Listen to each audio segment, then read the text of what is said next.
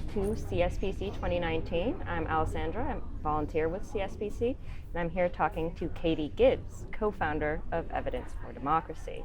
So my first question revolves around your time in graduate school.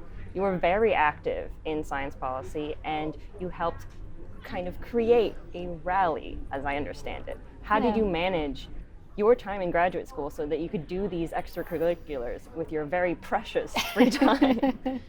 Well, I think I really took advantage of the sort of flexibility that grad school allows to explore a bunch of other interests that I had. So I didn't really start getting involved in science policy until pretty close to the end of my PhD. But before that, I did a whole bunch of political organizing while I was a grad student. And, being a grad student is definitely a lot of work, but it's very flexible and you can kind of, schedule your days how you want them. And so I really took that to my advantage. And it's such a great time in your life where you do have that flexibility. And I know it doesn't always seem that flexible at the time. Like, you think that you're so busy. I promise you, it only gets busier when you get like a real job. And so it actually is a really great time to focus on your science, but also look at, what are those other interest areas that you want to explore, and could you explore them as a volunteer in your spare time? So after graduate school, you were one of the co-founders of Evidence for Democracy.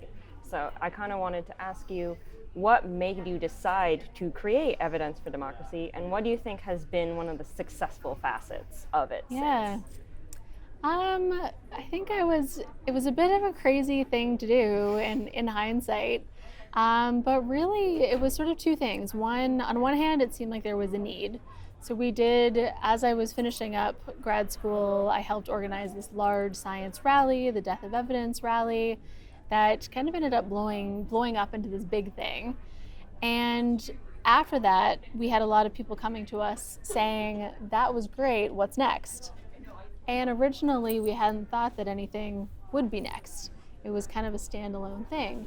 But there was so much kind of interest and excitement and energy around it that it just seemed like there was a need to make a home for that energy, for people who wanted to do sort of engagement around science and science advocacy.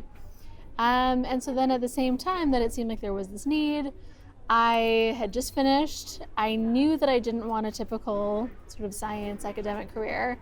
I wanted to try to find a career where I could blend sort of my passions in science, advocacy, campaigning, policy, and there weren't really any other jobs where I could do all of these things that I liked. So it just seemed like this perfect opportunity to possibly make kind of a dream job where I could do all of these different things that I loved. So it seemed like it was exciting enough that it was worth a shot. Okay. And one of the things that Evidence for Democracy has done recently with the Canadian election has been the #VoteScience campaign. Yeah. And now that that has come to a close, Yeah. I wanted to ask if you had any kind of advice for others who want to take on this type of social media campaign where there was both a grassroots movement as well as questionnaires sent to the parties, especially for Americans like me who are about to have already undergone the 2020 election cycle. What worked and how did you help bring science to the forefront? Yeah, it's kind of a never-ending thing in the U.S., isn't it? Oh, yes. So we kind of had two main goals. So one of the goals was around engaging actual scientists and researchers and kind of helping them engage more in an election. Because I think we all know scientists usually tend to maybe want to stand back from partisan politics. They can find it a little bit intimidating. Maybe they're unsure of whether or not it's okay for them to participate. So a lot of it was around making really easy tools and resources to make it super easy for scientists to engage, and also trying to make it sort of culturally normal for scientists to engage, sort of telling them that it's okay. Not only is it okay because in addition to being a scientist, you're also a citizen, but also that, as people who have a fairly privileged position in society and who hold all this knowledge that scientists do, that you have an extra responsibility, I feel like, to engage.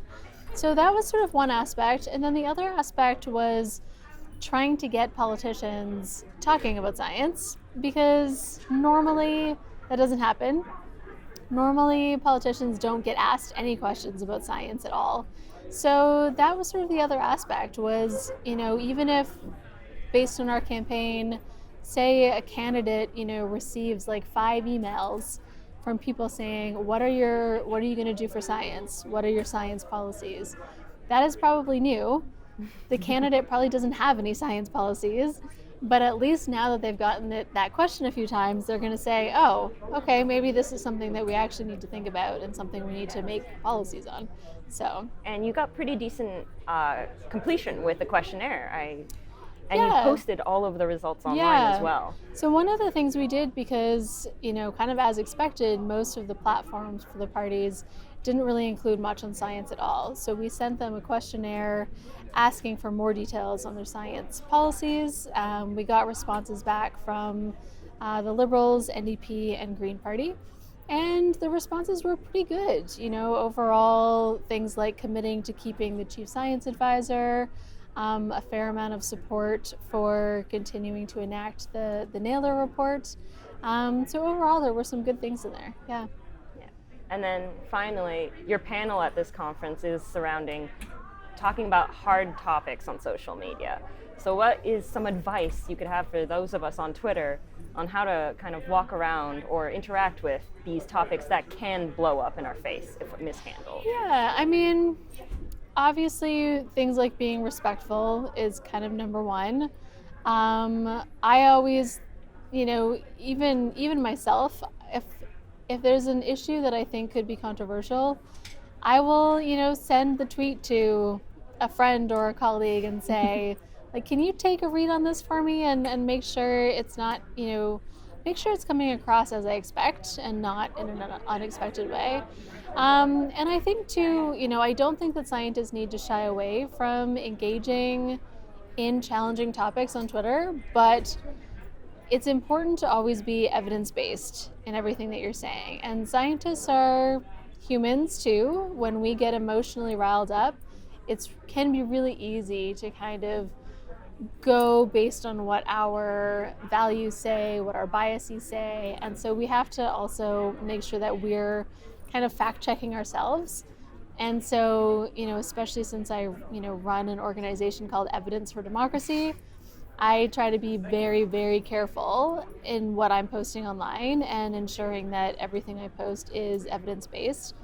And that can be hard and time-consuming, right? It's much easier to just make stuff up. Whereas when you need to actually fact-check it and look for evidence, it can be time-consuming. But, especially when our reputations are built on, being scientists, being evidence-based, it's really essential to make sure that we're living up to those standards. Yeah.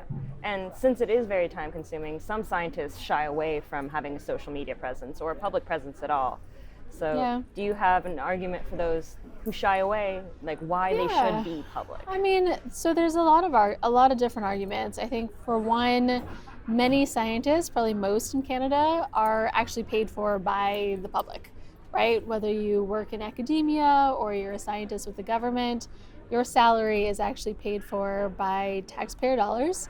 And so I think, I interpret that as coming with a responsibility to take that time to share what you're learning back to the public. And then another reason is that, the online environment is where we now have our conversations. That is like the public space, the public sphere, the public space where we have our conversations about what kind of, policies we want to support. And those conversations are going to continue with or without scientist engagement. And I think previously there was a time when scientists thought there's just so much misinformation. The discourse around things like climate is just so terrible and so not based on science that it's not worth me engaging. Like, I'm not even going to bother engaging in that. And I think we've seen that approach doesn't work. It doesn't work because other people basically, it just creates a void, and other people with less information are going to step in to fill that space. And so if scientists aren't there, the conversations will continue, but without the science. And so I think that's a really, for me, that's part of what keeps me doing it and keeps me wanting to engage. Oh, yeah. Yeah. Thank you so much for sitting with me. Yeah, no problem. It's been very insightful. And if you have any closing remarks? No closing remarks, but if people want to learn more, they can visit our website at evidencefordemocracy.ca. Okay, thanks.